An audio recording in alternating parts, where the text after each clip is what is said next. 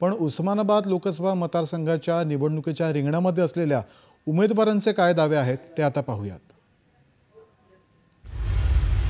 आपला महायुतीचाच खासदार जर निवडून आला तरच देश ज्या स्पीडने प्रगती करतोय ती विकासाची गंगा आपल्या धाराशिव मतदारसंघापर्यंत येऊ शकेल। आपल्या देशाचं विकास करण्यासाठी आणि आपल्या या धाराशिव मतदारसंघात तो विकास आणण्यासाठी मला खासदार आपण महायुतीचं खासदार करावं, म्हणजे मोदीजींची विकास गंगा आपल्या धाराशिव मतदारसंघापर्यंत येईल। धाराशिव शहराच्या बाजूचा जो बायपास केलाय त्याला सर्व्हिस रोड नव्हते, एंट्री नव्हती, बऱ्याच ठिकाणी ब्लाइंड स्पॉट होते, ते रिडक्शन करून त्याच्यासाठी सुद्धा अत्यावश्यक ज्या गोष्टी आहेत त्या सुद्धा केंद्र सरकारकडून आपण मंजूर करून आणू शकलो।